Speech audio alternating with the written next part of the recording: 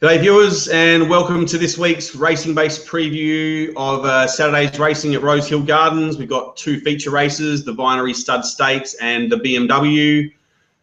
Thursday night as well, we've also got the William Reid Stakes, so we're going to quickly touch on that one and get this posted tonight so people can see Rick and I try and pick the winner there. So joining me as always, I've got Rick Chapman on the other line. Rick, welcome, and how are you, mate? I'm very good, thanks. Looking forward to a big Easter. I've got a few things planned. Hope to win some money. Yep, sounds good. I'm going to head to Oakbank for the Easter Saturday anyway, and watch some good races up there at the picnic meet, which is always good. So, yeah, it should be a good weekend. I've been to that Oakbank meet, and it's a fantastic meet. And when they jump those big logs, but everything's a good meet if you back a winner. It's just such a unique meeting as well. You can take the family along. They've got the carnival on the inside of the track, and people are just camping up there, partying for the whole weekend. It's really unique and a great experience. So everyone should get along to it. Oh, exactly. I'm going bush this weekend. I was at Rosehill for the slipper last week, and I'm going to the Maruya races on Saturday this week. Just a slight difference there. It's a beautiful little track, and I have a runner, so I'm going down to cheer on. So. Should be good. My son and I are going down. We're going to come home with pockets full of cash. It's our promise to ourselves. All right, good luck with that one. And for this week's preview, I'm not looking forward to this, Rick, and you know why. And a lot of our followers on social media know why as well. So to give everyone else the heads up, I lost a bet with Rick during the week. We put the call out to our many followers to suggest a punishment for the loser. We selected a punishment before the race. The end result was I lost and have to drink a cocktail of, I think someone got it from an old Paul Hogan episode. So I've got to drink a beer, which sounds great. But in that beer, I've got to put some Vegemite, some chilli, a raw egg, and an oyster. So that's not going to be great. I'm pretty sure it's going to taste foul. At the end of the video, I'm going to chug that down. So something to look forward to. But for now, let's quickly get onto the William Reid Stakes. Rick, what have you got picked out for that one? That concoction, by the way, will make you very horny, apparently. There's various things in there. Now, these aren't the goggles that I won from that bet, but they are indicative of same, and I'm looking forward to them turning up. I can't see out of them, so I'll take them off. But yes, you've already got a jersey from me, Rick, and some goggles in the mail as well shortly. And geez, the goggles will be far less painful out of my pocket than this drink will. So, yeah, but you've got oysters in there. You've got beer, chili. Yeah, you'll be turned right on tonight, especially if you back a winner. Now, the William Reid, great race. If Japonas May had drawn inside anywhere in the first 4 or 5, I would have declared it. I just think he's a superior sprinter. But because he's going to be trapped 3 and 4 wide most of the trip, I'm going to have to go for a horse who's never won at the track, but he's in sparkling form. And I think if he runs up to his Oakley Plate win, he will win again, Flambeau. So I've already got him 14 to 1 each way, fixed odds. So I'm on Flambeau's, but I have a healthy respect for Japonas May. I think if somehow Huey can get him in and he can get 1 or 2 out, there's your exacta, and he's going to be very hard to beat. But given that I think he's going to be deep and he's going to have his stuffing run out of him, I'm on Flambeau. All right, mate. Look, I liked Flambeau's last win. He worked hard in that race too and deserved the win. I just don't like his second up form, which is why I went away from him here. But we're sort of on the right track there, Rick. I'm going for the other moody runner in Kinglike. I loved his run when also caught wide, finishing second to English. And I've sort of feeling that Sydney form's stacking up a lot stronger than the Melbourne form this autumn. So I was tossing up between Holler and Kinglike. I think there's a bit of speed in this. Holler will try and lead. A few others might take him on. And if they do, Kinglike will be sitting right behind him, gets the last crack at him, and represents great value. He does. Holler's a very good horse, and he's about 2 or 3 lengths better this time than last time. If there wasn't so much pace on, I probably would have been on him. But it's a real. I changed my mind 3 or 4 times, I must confess, and I don't do that too often. But just given the way the race will be run, but no surprise to see anything win. But I'm happy to take the 14 to 1 each way Flambeau. And wouldn't it be great to see, despite what you think of Peter Moody, I think it'd be great to see him bow out of racing on a winning note with a Group 1. So fingers crossed for Moody. I'm hoping either Flamberge or Kinglight can get up. Well, that's a very good point you raise, because horse racing is theatre from the gods, and I think that may well transpire. He got dealt harshly and at the Rad board, and that might be a very good way to say goodbye to him. And it's his sort of mythical thumbing of the nose at the establishment if he can get a Group 1 winner. Oh, absolutely. It'd just be a gem, wouldn't it? All right, mate, there's Moonee Valley done. Let's get over to Rosehill Gardens, the first of the Group 1s, the Vinery Stud Stakes. Have you got us a winner there? Oh, another tough race, because there's three genuine stayers in it, but they're getting ready for the Oaks, the 2 Kiwi horses and Jamaica. And then you've got the rest of them who are going to struggle the last 100 metres to get 2,000 metres. So you've got this conundrum of 4 or 5 horses vying for the lead over the last 200 metres, and these 3 dour ones there. Jamaica obviously be on the pace, probably will lead, so she's obviously going to be very hard to beat. But I've decided to go for Risque. I think David Hayes and Tom Dabney have her going particularly well. I thought the Guineas run was great. I know she peaked on the run, she got to the lead and she weakened, which is not ideal going into a 2,000 metre race at Group 1 level, but she might have sharpened and tightened up, and I think she might get the run in transit that we're looking for. And Risque, if she does that 250 metre burst of speed that she showed in the Guineas and gets away from, say, Jamaica and a couple of chasing ones, then she might hang tough. I like Single Gaze, but again, big question mark on the 2,000 metres. Jamaica will be right there. The 2 Kiwi horses. And, of course, the unknown variable is Happy Hannah going to run? Because if Happy Hannah gets a start, she might just blow them all away. She's outstanding. So, very tough race. But even if Happy Hannah runs, I think I will still keep my bet on Risque. I think where she's going to be in running will conserve energy and she'll be able to finish it off. Yeah, well, she's a Group 1 winner at the Trip in New Zealand, Rick. She loomed ominously in the Guineas and just peaked on her run, as you said. She would have improved in fitness, but I'm going to stick with Jamaica, Rick. The run against the boys was phenomenal to finish 3rd. 4th up last campaign, she defeated Tarzino and Shards, who finished 2nd over 2,040 at the Valley. 4th up, I think Kieran Maher's got her pretty much primed for this, and from the inside gate gets a soft run, and at $3.50, I think that's a nice price for her. It was a terrific one last Saturday. She got beaten by a real superstar in Tarzino. I did that form. Are you sure? I don't think Risque has won at 2,000. That was the whole basis of my concern for her. Certainly Group 1 level, but it's a great field, as it always is. Capello might be outstanding. Asanara. That she won out was the Guineas in New Zealand. Is it the 2,000 Guineas they call it over there? Yeah, I thought she. I think it was 1,000 Guineas, wasn't it? And she ran good time. I'm sure it was a mile. We should check these facts up. But it is too, Rick. It is. It's 1,000 Guineas, 1,600. She dead heated in that race, didn't she? So still a win. Yeah, well, yeah, but that's what I thought. I thought she'd only won up to a mile. But anyway, I just had it in my mind that was a 2,000 metre race for some reason. But yeah, you're spot on, mate. She's just got to get cover, otherwise she'll get found wanting.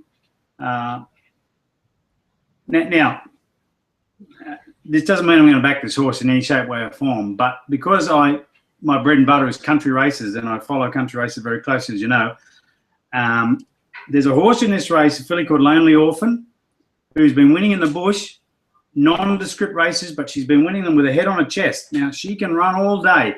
She's emergency. If she gets a run, I bet she doesn't finish in the tail end of the field. She really has got a touch of class about it. But going from a Class 1 in the bush to a Group 1 in the city is a monstrous step. And I'm not tipping you by any shape, way, or form, but I love seeing bush horses come to town and do well anyway. Yeah, $51 for that one too, Rick. Yeah, it might even be $51 just to get a run because she's second emergency.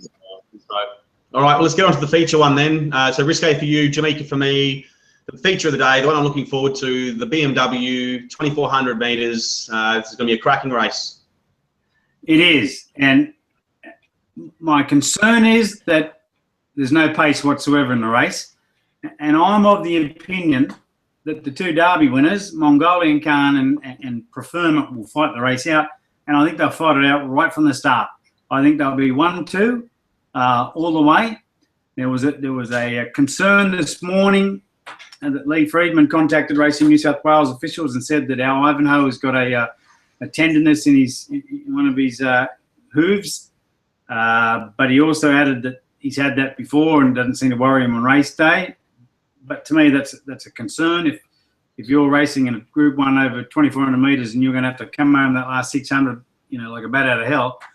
I don't know how good Arab Dawn is. 2 starts ago, he looked like he was BMW material. Last start was a very disappointing run. Who Shot the Barman's coming back to form. Rising Romance is coming back to form. Montaigne, I was on it for a place last start when it finished in front of Jamaica and just behind Tarzina, but can he back up with no pace on? I doubt it. So I think it's going to be a battle of the 4-year-old Derby winners, the ATC Derby winner and the VRC Derby winner, and I think that Preferment will finish the stronger. But, gee, I worry about Mongolian Khan because when he gets 2,400 metres, he's a different animal. He's a beast. And just a little – I was disappointed in his last start, I must say, but which makes me think Preferment might just have a little bit more dash for him in the last 100 metres, especially as there's not going to be a lot of pace on to make it a true staying test.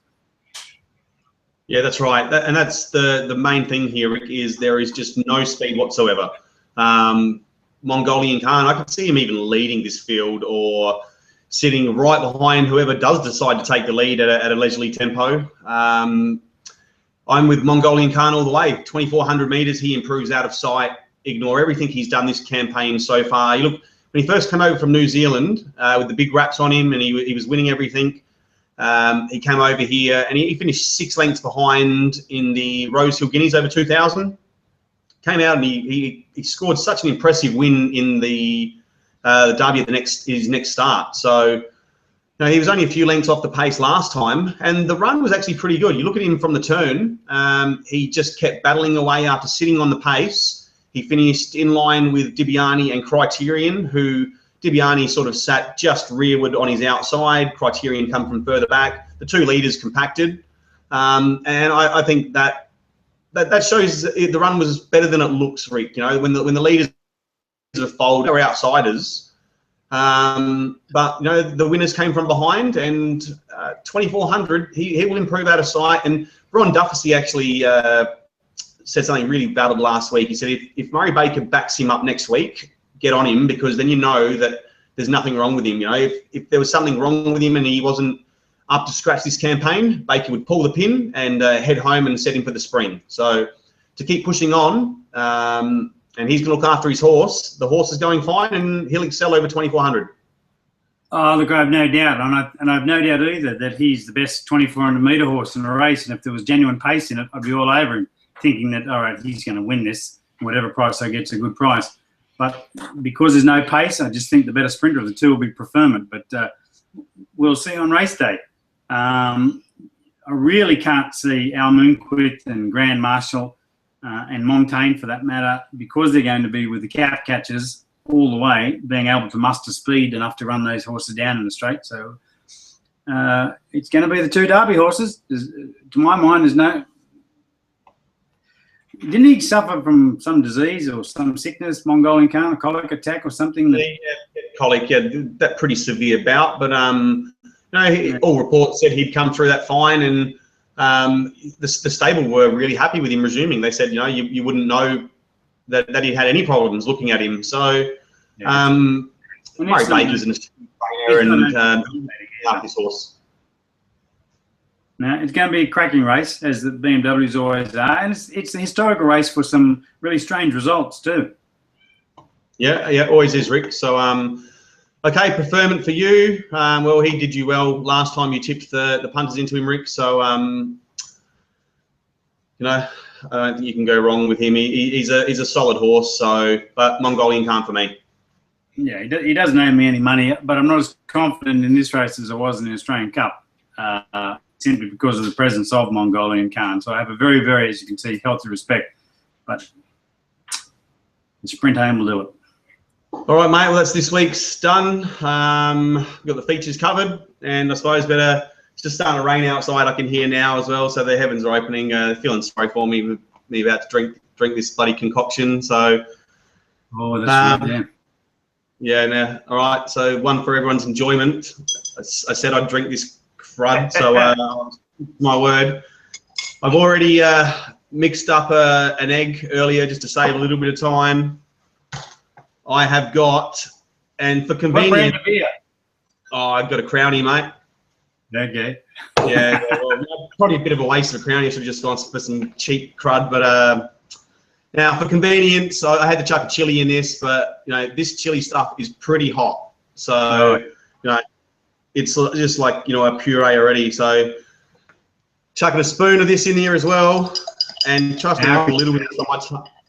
I put a little bit on my tongue earlier, and man, it was hot. So I'm thinking a spoon of this. This is sounding like a beer Bloody Mary. This is going to be terrible, I tell you. All right. Bloody Mary. Yeah, well, do you have Vegemite in a Bloody Mary? No.